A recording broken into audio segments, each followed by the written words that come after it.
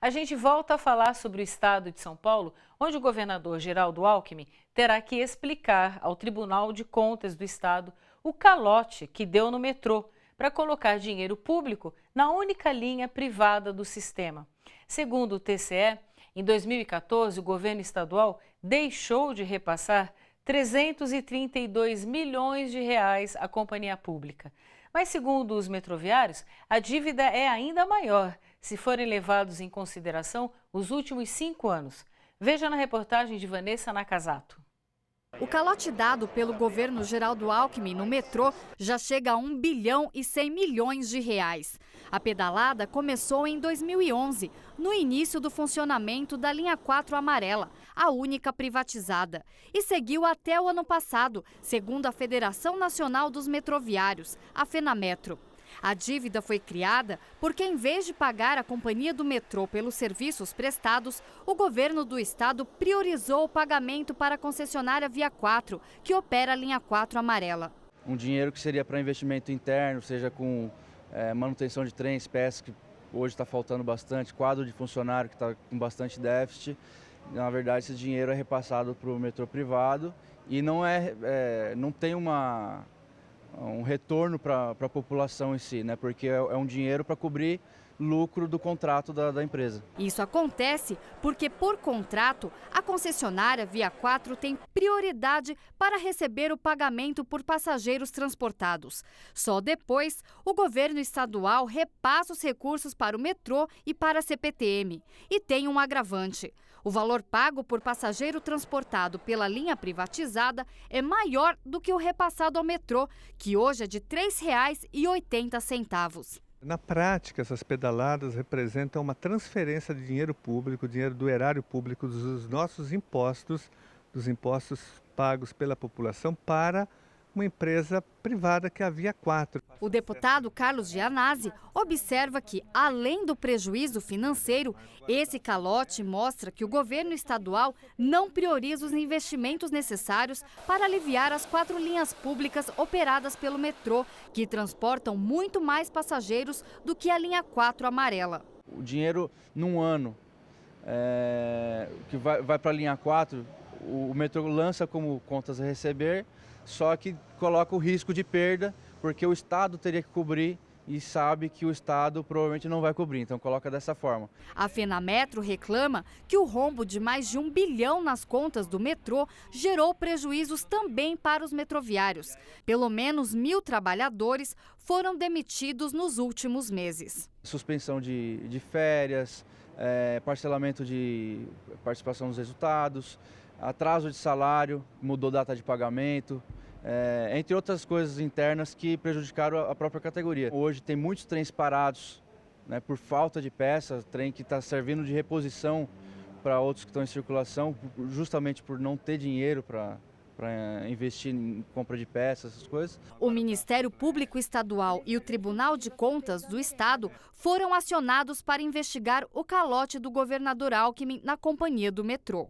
Nós estamos acionando o Tribunal de Contas do Estado de São Paulo e o Ministério Público para que providências sejam tomadas imediatamente, no sentido que haja uma rigorosa investigação sobre esse caso, essa transferência de dinheiro público para uma empresa privada em detrimento do metrô, da estatal, que é uma empresa pública. O metrô é uma empresa pública, ela está a serviço da população, ela é financiada com o nosso dinheiro. E se você procura jornalismo plural e prestação de serviço, a gente dá uma dica. A Rádio Brasil Atual, que se destaca por dar voz aos trabalhadores e aos movimentos sociais, passou a integrar com seu jornalismo a rede nacional de emissoras coordenada pela EBC, a Empresa Brasil de Comunicação. O novo jornal da rede, Nacional Brasil, que terá participação importante da Brasil Atual, é transmitido de segunda a sexta, das 7 às 10 da manhã. Olá, bom dia. Estamos começando mais uma edição do Nacional Brasil. A partir de hoje, o programa Nacional Brasil, o novo jornal diário da Empresa Brasil de Comunicação, EBC, passa a ser transmitido por 12 emissoras em rede nacional: Rio de Janeiro, São Paulo, Amazônia e Brasília. Aqui em São Paulo, a escolhida para integrar a rede foi a Rádio Brasil Atual, emissora que faz parte do projeto de comunicação dos sindicatos dos metalúrgicos do ABC e bancários de São Paulo, que dá voz aos trabalhadores e movimentos sociais. Nós identificamos na Brasil Atual uma parceira que dialoga com a mesma proposta da EBC, proposta de fazer um jornalismo isento, plural, participativo. O programa é comandado no Rio de Janeiro pelo jornalista Sidney Rezende, direto da Rádio Nacional, a emissora pública mais tradicional do país, que está completando 80 anos. Participam do jornal os âncoras Walter Lima, de Brasília, e Marilu Cabanhas, de São Paulo. Vamos conversar agora, nesse momento, com a nossa repórter Anelise Moreira, direto da Assembleia Legislativa de São Paulo. A nossa maior realização é saber que estamos ajudando o cidadão a pensar melhor, a educar mais, a se divertir com qualidade, a respeitar a cultura plural do Brasil e se politizar também, porque um povo politizado é um povo que sabe decidir melhor suas coisas. E nós já começamos com tudo, já fazendo aquela coisa do Pulsar de São Paulo, movimentos sociais, mostrando o que é São Paulo. Vai ser uma coisa muito séria, muito importante para a democratização dos meios de comunicação. Desde 2012, a Rádio Brasil Atual está no ar, na Grande São Paulo, Baixada Santista e Noroeste do estado. Com a parceria com a Rádio Nacional, o noticiário de São Paulo ganha novo alcance. A defesa dos direitos humanos, a defesa dos direitos dos trabalhadores, e sempre de uma forma plural, e dando ouvidos, ou voz, no caso, para aqueles que normalmente são esquecidos pela grande mídia, né? Que é um trabalho também realizado pela TVT, que é dar espaço para os movimentos sociais poderem colocar suas reivindicações para uma população maior. E agora, com essa parceria com a EBC, a gente começa a falar com o Brasil inteiro. A gente encerra o panorama de hoje com uma reportagem sobre cultura e conscientização. Você sabia que os relacionamentos nos primeiros anos de vida são fundamentais para a formação de uma pessoa? Para difundir essa ideia, ONGs e institutos ligados aos direitos humanos e ao desenvolvimento da criança estão lançando o documentário O Começo da Vida. Rodado em 9 países, o filme brasileiro foi exibido gratuitamente em cinemas que fazem parte do circuito SP Cine, numa iniciativa da Prefeitura de São Paulo de conscientização sobre o tema. Como que você chama?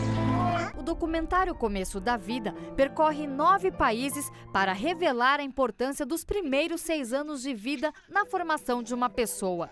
Baseado em descobertas recentes da neurociência, o filme mostra que a primeira infância é um período em que as crianças absorvem muitas informações e a maneira como as palavras, gestos e exemplos chegam a elas é determinante para os adultos que elas vão se tornar. Babies, infants do not learn from video, they don't learn from TV, they learn from real life interaction with people. Criando uma base forte, uma base sólida, você tem, obviamente, um ser humano melhor. A grande mensagem desse filme é que se você cuidar do começo da história, você muda a história inteira para melhor. É um debate que evidentemente está relacionado à criança e à primeira infância, mas é um debate de direitos humanos que discute gênero, que discute o papel da mulher na sociedade, que discute o papel de todas as pessoas da comunidade no crescimento da nossa cidadania. O filme traz entrevistas com especialistas e histórias de famílias das mais diversas culturas e classes sociais. Eu quero que eles saibam que eles têm uma voz e que eu estou enxergando eles, que eu estou escutando o que eles estão falando. Eu queria ser uma mãe mais presente.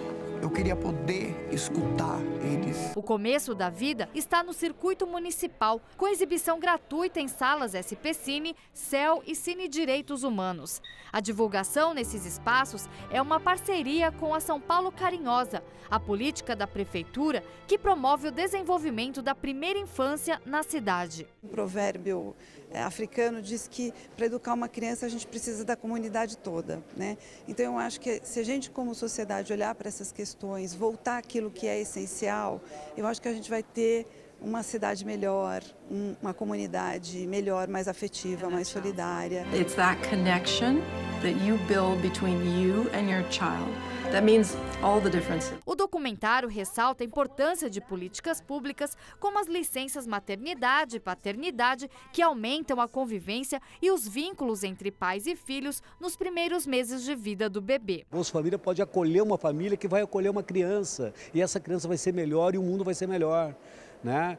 Então, assim, é uma rede. Quando você pensa em educação, você está pensando isso. Quando você pensa em saúde, você está pensando isso. Né? Por isso que todas as políticas públicas, por isso que todos os programas de governo têm que ter na centralidade as pessoas e, em particular, a criança. Eu acho que se a gente tivesse cuidado melhor das nossas crianças, nós teríamos hoje no Brasil um país com menos espíritos de ódio, né? Com menos valores egoístas, com menos violência homofóbica, xenofóbica. Nós teríamos os direitos humanos muito mais valorizados. O objetivo é que as mensagens do filme cheguem ao maior número possível de famílias. Hoje, apenas 7% das cidades brasileiras têm salas de cinema. É por isso que o filme também ficará disponível para exibições públicas gratuitas a partir da plataforma videocamp.com. Qualquer cidade onde o filme não está sendo exibido, ele pode chegar nessa plataforma, pedir exibição, uma exibição pública, organizar uma exibição para no mínimo 5 pessoas e totalmente de graça. E o único preço que ele paga é informar a plataforma quantas pessoas assistiram e, se possível, mandar uma foto dessa exibição. E essa plataforma abriu não só para o Brasil, como para vários lugares do mundo também. Então, ontem mesmo a gente já teve notícia que o filme já foi exibido na Itália, já foi exibido no México, já foi exibido em Portugal, foi exibido na Austrália. Esse foi o Panorama de hoje. Você acompanhou aqui reportagens sobre a luta dos estudantes em São Paulo e no Rio de Janeiro pela educação pública de qualidade e contra a máfia da merenda escolar. Viu também as denúncias e críticas em relação ao governo Geraldo Alckmin e à administração do metrô em São Paulo. E a busca por uma mídia mais plural e democrática. A Rádio Brasil Atual passa a integrar o programa Nacional Brasil, com as notícias que você não costuma encontrar em outros lugares, com o ponto de vista dos trabalhadores e dos movimentos sociais. A gente fica por aqui. O Panorama volta na semana que vem. Até lá!